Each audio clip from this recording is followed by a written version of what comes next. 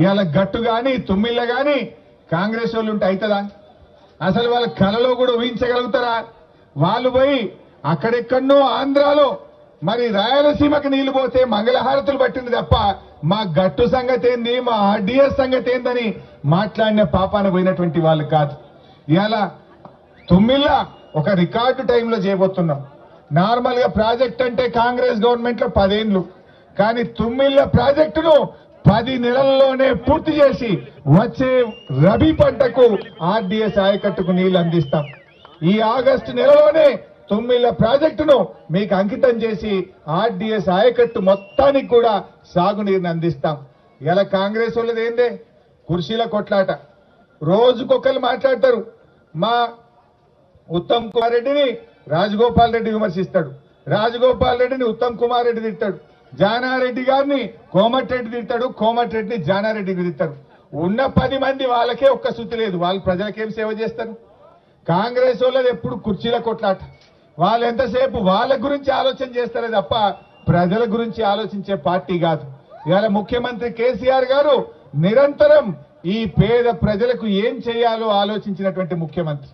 ఎన్నికల్లో హామీ ఇవ్వకపోయినా ఇవాళ కళ్యాణ లక్ష్మి షాదీ ముబారక్ కార్యక్రమాన్ని తీసుకొచ్చినాం. ఎన్నికల్లో హామీ ఇవ్వకపోయినా 600 కోట్ల రూపాయలు ఖర్చు పెట్టి సన్న బియ్యం పాత బియ్యంతో పేదలకు విద్యార్థులకు కడుపు నిండా అన్నం పెడుతున్నటువంటి ప్రభుత్వం టీఆర్ఎస్ ప్రభుత్వం. ఎన్నికల్లో హామీ ఇవ్వకపోయినా రైతుల కోసం రైతు బంధు పథకం కింద 12,000 కోట్ల రూపాయలు ఇచ్చిన ప్రభుత్వం టీఆర్ఎస్ ప్రభుత్వం. ఎన్నికల్లో హామీ ఇవ్వకపోయినా రైతుల కోసం 1000 కోట్ల రూపాయలు ఖర్చు పెట్టి బీమా సౌకర్యాన్ని తీసుకొచ్చిన ప్రభుత్వం టీఆర్ఎస్ ప్రభుత్వం. ఇలా అనేక సంక్షేమ కార్యక్రమాలు ఎన్నికల్లో చెప్పనివి కూడా ప్రజలకు ఏది అవసరం అంటే దానిని తీసుకొస్తున్నటువంటి ప్రభుత్వం ఇవాళ టీఆర్ఎస్ ప్రభుత్వం.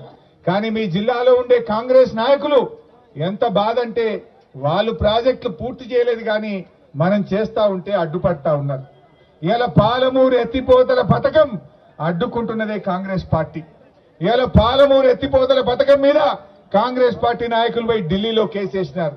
గ్రీన్ ట్రిబ్యునల్లో కేసేసినాడు. ఏమండి హర్షవర్ధన్ రెడ్డి గారు అక్కడట పాలమూరులో పెద్ద పుల్లు ఉన్నాయట, పాలమూరులో అటవీ సంపద అంతా ఖరాబ్ అయిపోతుంది, ప్రాజెక్టు పనులు ఆపాలని చెప్పి కోర్టుల్లో కేసేస్తున్నారు.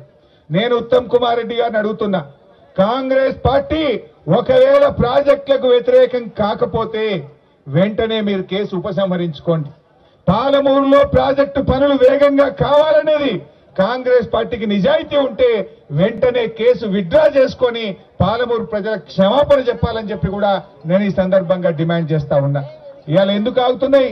రంగారెడ్డి జిల్లాలో కెనాల్స్ ఆగుతున్నాయంటే లేదు, కొడంగల్కు నారాయణపేట నియోజకవర్గాలకు కాలువల పనులు ఆగినాయంటే కాంగ్రెస్ పార్టీ ఢిల్లీలో పోయి స్టేలు ఇవ్వడం వల్ల ఇవాళ పనులు ఆగుతా ఉన్నాయి.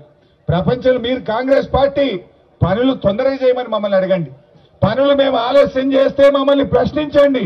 కానీ రాజకీయాల కోసం పాలమూరు జిల్లా ప్రజలకు మీరు అన్యాయం చేస్తే జిల్లా ప్రజలు పాలమూరు జిల్లాలో కాంగ్రెస్ పార్టీని భూస్థాపితం చేస్తారు, జాగ్రత్త అని చెప్పి ఇలా కాంగ్రెస్ పార్టీని హెచ్చరిస్తూ మరొక్కసారి మా దామోదర్ అన్నను, ఎడ్మ కిష్టారెడ్డి గారిని, అబ్రహం గారిని మనస్ఫూర్తిగా పార్టీలోకి స్వాగతం సుస్వాగతం తెలియజేస్తూ